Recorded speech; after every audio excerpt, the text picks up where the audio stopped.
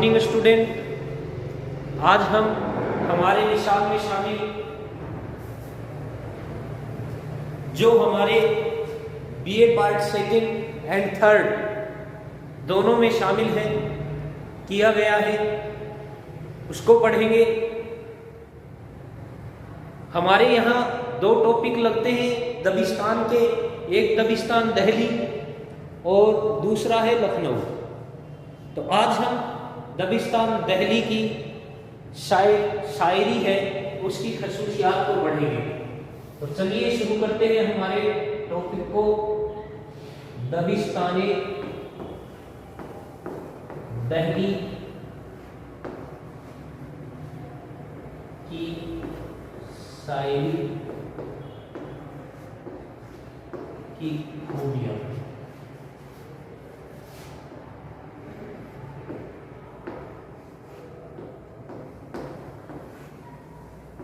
ये हमारे BA part second and third दोनों में कई मर्तबा क्वेश्चन आया है। 8 नंबर के सवालात में भी 50 जिसकी वर्ड लिमिट होती है उसमें भी इसको डाल दिया जाता है और 20 नंबर में भी इसे दिया गया है। तो ये दो दबिस्तान भी बहुत अहम हैं, इनके बारे में आज हम पढ़ेंगे। तो चलिए शुरू करते हैं। देखिए, उर्दू शायरी एक ऐसा आईना है जिसमें ना सिर्फ शायरी की जिंदगी और शख्सियत का अक्स नजर आता है बल्कि ज़माने के नए रंग और मुआशरे की नई परछाइयाँ भी नज़र आती हैं। उर्दू शायरी में दो दबिस्तान ख़ास तौर से मशहूर हुए हैं, दबिस्तान दिल्ली और दबिस्तान लखनऊ। आज हम दबिस्तान दिल्ली पर चर्चा कर रहे हैं। तो दिल्ली शेर व शायरी का मरकज़ तो पहले से ही था, लेकिन दिल्ली में उर्दू शायरी का बाकायदा आगाज वली दक्नी के दिल्ली आने और 1718 ईस्वी में उनका दीवान यहाँ पहुँचने के बाद शुरू हुआ। देखिए, वली दक्नी 2 मरतबा दिल्ली आए हैं, पहला 1800 ईस्वी, पहला 1700 ईस्वी और दूसरा 1720 ईस्वी के आस 20-21। तो जब ये दिल्ली दूसरी बार पहुंचे तो इनसे पहले इनका दीवान वहां पहुंच चुका था। तो इनकी जो शायरी है उसके असरात से दिल्ली जो अहले दिल्ली थे, जो दिल्ली के शोरा थे, उन पर बड़ा असर कायम हुआ और उन्होंने अपनी ज़बान फ़ारसी से परहेज करना शुरू किया, फ़ारसी को धीरे धीरे छोड़ना शुरू किया और उर्दू ज़बान में लिखना शुरू किया जो सादी और सलीस ज़बान थी, और अवामी ज़बान को अपनी शायरी में शामिल किया। तो देखिए, वली के कलाम को सुनकर अहले दिल्ली हजरात ने उर्दू में शायरी करना शुरू कर दिया। दिल्ली की शायरी जिस दौर में परवान चढ़ रही थी वो दौर इनकलाबी दौर था। दिल्ली हर किस्म की सियासी आफतों का निशाना बन रही थी। नादिर शाह के हमले, अंग्रेजों के हिंदुस्तान पर कब्जा करने से बादशाह से लेकर फकरा तक बदहाली में गिरफ्तार थे। दुनिया की बर्बादी का नक्शा आंखों के सामने था, लिहाजा दिलों में मायूसी और कनूतियत की फिजा तारी हो गई थी। इसलिए अवाम में दर्द तबीयत में सादगी, हमदर्दी व सोज़ो गिदाज पैदा हो गया था। इस फिजा और माहौल का असर उर्दू शायरी पर भी ہونا لازمی تھا۔ یہ وجہ ہے کہ دہلی کی شاعری میں حسب ذیل خصوصیات پیدا ہو گئی۔ پہلی خصوصیات ہے حسن و عشق کی داخلی واردات کا بیان۔ ان کی جو پہلی خوبی ہے وہ ہے حسن و عشق کی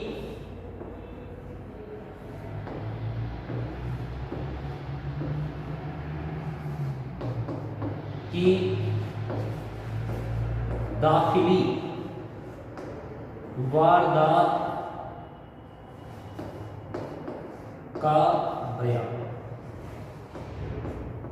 دیکھیے یہاں اگر ہم چرچا کریں داخلی واردات کی تو داخلی واردات سے مراد ہے کہ جو دہلی کے حضرات تھے، جو شعراء اکرام تھے، انہوں نے جو شاعری کی وہ ان کے دل پر لگی گہری چوٹ تھی۔ یعنی انہوں نے جو شاعری کی ہے وہ شاعری کو انہوں نے محسوس بھی کیا ہے اور اس بیان کو انہوں نے شعروں کے ذریعے اتارا بھی ہے۔ یعنی یہ اپنے دل کی اندرونی کیفیت کو باہر نکالتے ہیں، نہ کہ اہل لکھنؤ کی طرح تفریح کا سامان فراہم کرتے ہیں، صرف ٹائم پاس یا منورنجن کرتے ہیں، بلکہ یہ اپنے دل کے جذبات باہر نکالتے ہیں شعروں کے ذریعے۔ تو یہ تھی ان کی دل کی جو دلی کیفیت تھی، ان پر جو لگی چوٹ تھی، ان کے گہرے دلوں پر جو دل پر لگی گہری چوٹ تھی، اس کا بیان اپنی شاعری میں پوری پرکشش انداز میں کرتے ہیں۔ تو دیکھیے لکھتے ہیں کہ دہلی کے شعراء اس کے حقیقی کے قائل تھے اور اس کے مزاجی میں بھی پاک جذبات کا ہونا ضروری سمجھتے تھے۔ دہلی کے شعراء عشق و عاشقی کا ذکر خوب کرتے ہیں لیکن پاکیزگی کا دامن ہاتھ سے نہیں چھوڑتے۔ یعنی اہل لکھنؤ کی طرح وہ شاعری کو تفریح کا سادھن نہیں سمجھتے، بڑی ہی پاک دامنی کے ساتھ میں شعر کہتے ہیں اور پاکیزگی کی زبان کا استعمال کرتے ہیں۔ دہلی کے شعراء حسن و عشق کے داخلی واردات کا بیان کرتے ہیں، قلبی واردات کو اس طرح سے زبان سے ادا کرتے ہیں کہ دل سے نکلے اور دل پر نستر کی طرح کھٹکے۔ چند شعر ملاحظ ہے، دیکھیے کیونکہ انہوں نے جو شعر کہے ہیں وہ ایسے شعر ہیں جو ان کی دل کے جذباتوں سے نکلے ہوئے شعر ہیں۔ تو جب یہ اپنے شعر کہتے ہیں تو ان کے جو جذبات ہیں وہ دل سے نکلتے ہیں اور سامنے والے کے دل پر نستر یعنی تیر کی طرح کھٹکتے ہیں۔ لکھتے ہیں ہمارے آگے تیرا جب کسوں نے نام لیا، دل ستم زدہ کو ہم نے تھام لیا۔ ایک اور سے زندگی ہے یا کوئی طوفان ہے، ہم تو اس جینے کے ہاتھوں مر چلے۔ ایک اور شعر سنا دیتا ہوں آپ کو۔ میرے سلیقے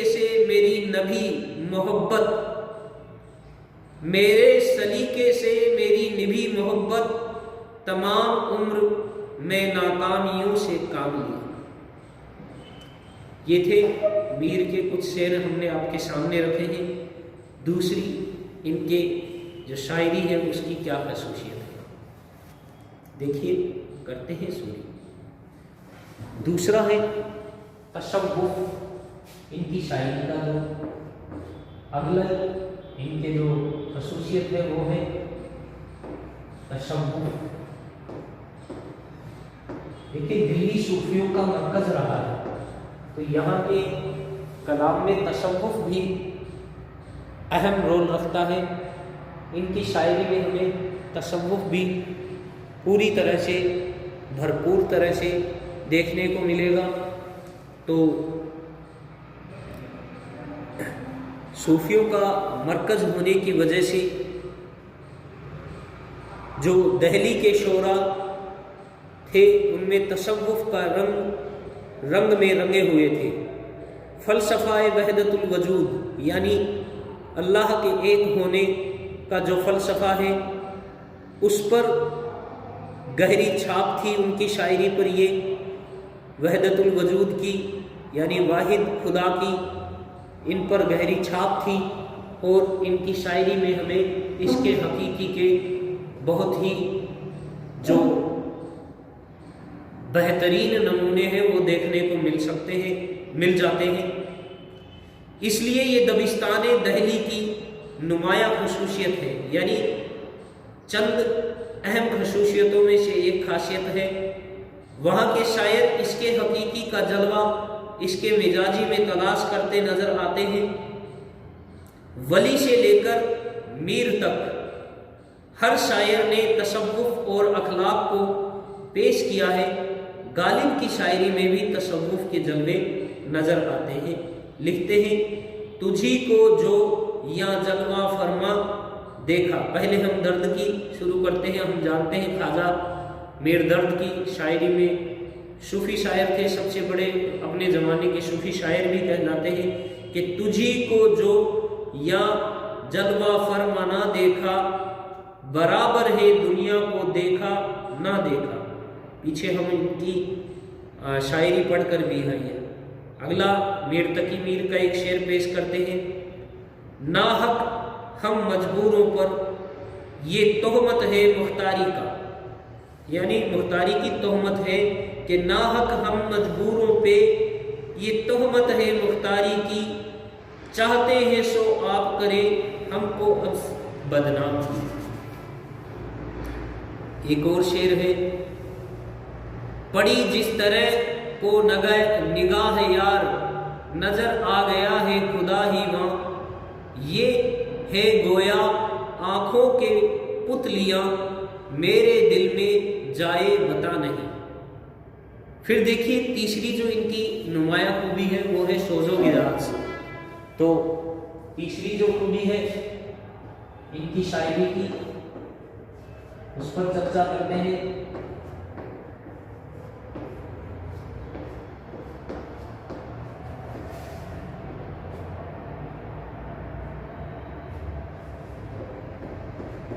کیا چلیے جانتے ہیں سوز و گراج کیا ہے۔ دیکھیے دہلی کی جو شاعری ہے اس کا یہ ایک خاص رنگ ہے، میر سے لے کر ظفر تک ہر شاعر کے یہاں سوز و گراز موجود ہے۔ سیاسی ماحول، معاشرت کی بدحالی نے شعرائے دہلی کو متاثر کیا۔ ان کی شاعری سینکڑوں دلوں کی دھڑکن بن گئی۔ دہلی کے شعراء کے کلام میں سوز و گراز نظر آتا ہے۔ وہ اپنی شاعری میں اپنے رنج و غم کا اظہار کرتے رہے ہیں۔ کچھ شعر ملاحظہ، میری قسمت میں غم یا رب اتنا تھا، میری قسمت میں غم یا رب اتنا تھا، دل بھی یا رب کئی دیے ہوتے۔ غالب کا شعر ہے۔ اگلا، گل کو ہے شبات نہ ہم کو ہے اعتبار، گل کو ہے شبات نہ ہم کو ہے اعتبار، کس بات پر چمن ہو رنگ و بو کرے۔ ایک اور، آنکھوں سے جو پوچھا حال دل کا، آنکھوں سے جو پوچھا حال دل کا، ایک بوند ٹپک پڑی دل کی۔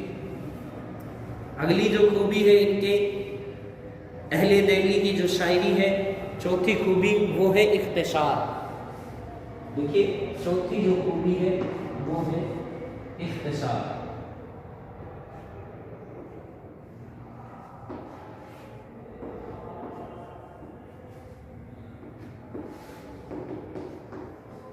اختصار کیا ہے جانتے ہیں۔ چلیے دیکھیے اختصار شاعری کی وہ خوبی ہے جس کے ذریعہ دو مصروں میں وہ بات کہہ دی جاتی، یعنی اختصار بڑا ہی شارٹ میں شاعری کو کہنا۔ تو لکھتے ہیں جو بڑی سے بڑی تقریروں میں ممکن نہیں ہے، دہلی کے شعراء نے اس خوبی کو کثرت سے پیش کیا ہے، اختصار سے اپنے بلند خیالات کا اظہار کیا ہے، اشاروں اور کنایوں میں اپنے دل کی بات، سیاسی اور سماجی حالات پیش کیے ہیں، حسن و عشق کی واردات، زندگی اور کائنات کے اثرات، سیاسی حالات اور موضوع کو اختصار کے کوچے میں معنی کے دریا بہا دیے ہیں۔ یعنی کہنے کا مقصد یہ ہے کہ کم لفظوں میں بہت کچھ کہہ دیتے ہیں، اسی انداز کو ہم اختصار کہتے ہیں۔ یعنی دہلی کے جو شاعر ہیں وہ کم لفظوں میں اپنے دل کے جذبات کو،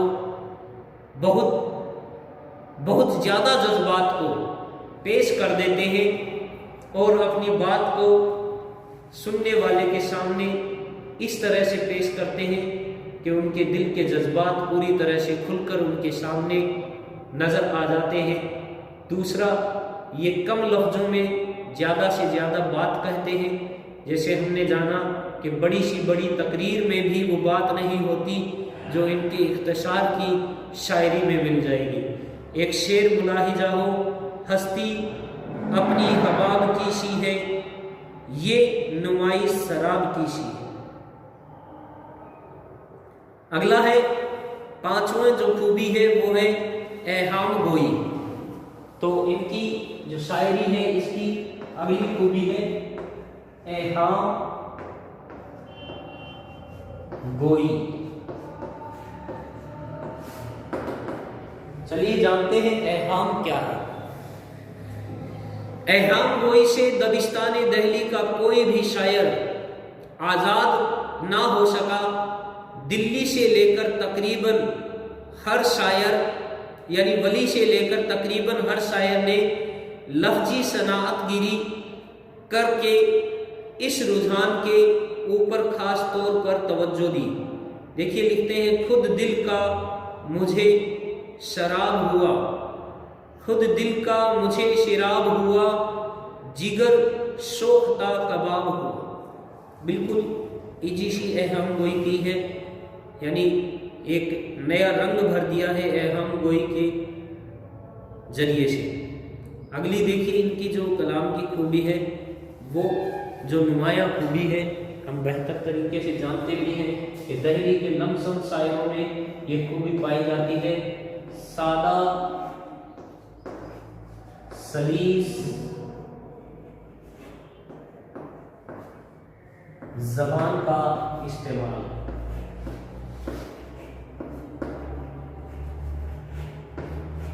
سادہ سلیس زبان کا استعمال، یہ اپنی شاعری میں سادہ سلیس زبان کا استعمال کرتے ہیں، اور ہم جانتے ہیں کہ دہلی کے شاعروں میں یہ خوبی نمایاں طور پر پائی جاتی ہے۔ دلی کے جو شاعر ہیں وہ دہلی کی ٹکسالی زبان میں لکھنا زیادہ پسند کرتے ہیں اور اپنی شاعری میں عوامی زبان کا رنگ بھر دیتے ہیں، جو عام فہم زبان ہوا کرتی ہے اس کا رنگ اپنی شاعری میں بھر دیتے ہیں۔ تو یہ بھی ان کے جو شاعری ہے اس کی ایک خوبی ہے کہ یہ اپنی شاعری میں بالکل سادہ اور سلیس زبان کا استعمال کرتے ہیں، چاہے پھر وہ غالب ہو یا پھر میر ہو، درد ہو، کوئی بھی شاعر ہو، داغ ہو، یہ سبھی شاعر اپنی شاعری میں سادہ سلیس زبان کا استعمال کرتے ہیں اور اپنی شاعری کو بہت ہی پرکشش بنا دیتے ہیں، بہت ہی لطف اندوز ان کی شاعری ہوا کرتی ہے۔ اسی وجہ سے ان کی شاعری کو زیادہ توجہ دی جاتی ہے بنسبت دبستان لکھنؤ، اور لکھنؤ کی جو شاعری ہے اس میں ہمیں کچھ الگ طرح کی شوخی ملے گی، الگ طرح کے مبالغے ملیں گے، لیکن یہاں کی شاعری میں ہمیں بالکل سادگی اور سلاست دکھائی دے گی۔ تو دیکھیے چلتے ہیں سادہ سلیس ان کی زبان کیسی ہے۔ دہلی کے شعراء نے اپنے کلام میں سادہ اور سلیس زبان کا استعمال کیا ہے، اپنے دل پر گزرنے والی ہر کیفیت کو سادہ اور فطری انداز میں بیان کیا ہے۔ لکھتے ہیں، کچھ شعر میں آپ کے سامنے پیش کرنے جا رہا ہوں کہ سینہ و دل حسرتوں سے چھا گیا، سینہ و دل حسرتوں سے چھا گیا، بس ہجوم یاس جی گھبرا گیا۔ ایک اور شعر، وائے ناکامی کے وقت مرگ یہ ثابت ہوا، وائے ناکامی کے وقت مرگ یہ ثابت ہوا، خواب تھا جو کچھ کے دیکھا، جو سنا افسانہ تھا۔ اس کے علاوہ دہلی کے شعراء نے ٹکسالی زبان کا استعمال بھی کیا ہے۔ دیکھیے پیچھے ہم یہ شعر پڑھ کے بھی آئے ہیں، میر تقی میر کی ٹکسالی زبان، ہمارے آگے تیرا جب کسوں نے نام لیا، کسوں جیسے ہمارے آگے جب تیرا کسوں نے نام لیا، دل ستم زدہ کو ہم نے تھام تھام لیا۔ اب دیکھیے ان کی شاعری کی جو اگلی خوبی ہے، آخری خوبی، وہ کیا ہے؟ وہ ہے ان کی لطیف استعارے اور تشبیہات کا استعمال، یعنی ان کے جو شاعری ہے اس میں ہمیں لطیف استعارے اور تشبیہات دیکھنے کو ملے گی جو بڑی ہی لطیف ہوتی ہے، بڑی ہی لطف والی ہوتی ہے، مزیدار ہوتی ہے۔ تو اگلی جو ان کی خوبی ہے ساتویں، وہ ہے لطیف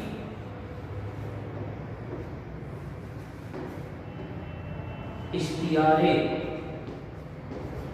اور تشبیہات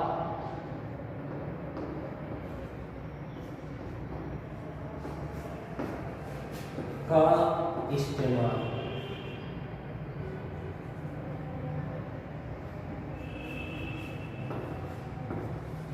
بڑے ہی لطف والے تشبیہ اور استعاروں کا استعمال کرتے ہیں۔ تو چلیے یہ ہے ان کے دہلی والوں کے کلام کی آخری خوبی، جانتے ہیں کیا ہوتا ہے۔ دہلی کے شعراء نے اپنے کلام کو لطیف استعارہ و تشبیہ سے آراستہ کیا ہے، اس سے اردو شاعری میں دلکشی شگفتگی پیدا ہو جاتی ہے۔ جیسے کچھ شعر لکھے ہیں، میں آپ کو سنا رہا ہوں۔ نازکی اس کے لب کی کیا کہیے، نازکی اس کے لب کی کیا کہیے، پنکھڑی ایک گلاب کی سی ہے۔ ایک اور شعر میر ہی کا کہ شام سے کچھ بجھا سا رہتا ہے، شام سے کچھ بجھا سا رہتا ہے، دل ہوا ہے چراغ مفلس کا۔ ایک اور شعر دیکھیے، دہلی کے جو شاعر ہیں ان کے پاس مترنم جو بحریں ملتی ہیں ان کا استعمال بھی کرتے ہیں۔ یہ بڑی ہی مترنم بحروں سے مطلب یہ ہے، ہم ایک اور اس کی خاصیت مان سکتے ہیں، جیسے ایک اور کہ ان کے یہاں مترنم بحروں کا استعمال۔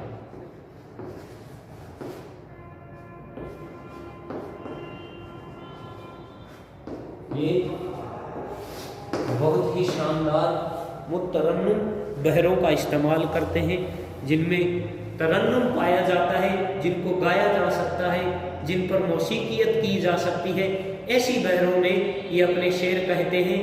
اور لگ بھگ جتنے بھی دہلی کے شاعر ہیں ان کی غزلوں کو گایا جا سکتا ہے۔ ان کی غزلوں میں ہمیں یہ خاصیت مطلب بہت زیادہ دکھائی دے گی، پوری طرح سے بھری ہوئی ہمیں دکھائی دے گی۔ تو دیکھیے ان کے یہاں مترنم بحریں ہیں، ان کا استعمال کرتے ہیں، مشکل قافیوں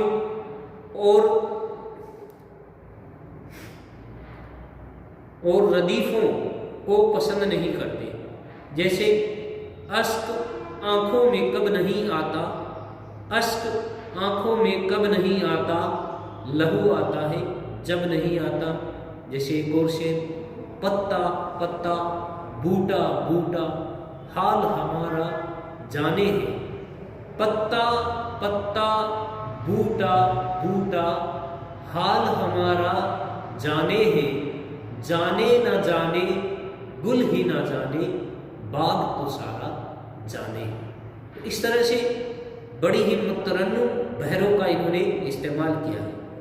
یعنی مختصر طور پر کہا جا سکتا ہے کہ دہلی کی جو شاعری ہے اس کی دہلی کی شاعری کی زد ہے، ایک جگہ تباہی ہے، دوسری جگہ تعمیر، ایک جگہ ہنسی ہے تو دوسری جگہ دل لگی، ایک جگہ نالہ و فریاد ہے تو دوسری جگہ عیش و نشاط ہے، ایک جگہ آہ تو دوسری جگہ واہ ہے۔ دہلی کی شاعری زندگی کا علمیہ پیش کرتی ہے تو لکھنؤ کی شاعری زندگی کا تربیہ رخ پیش کرتی ہے۔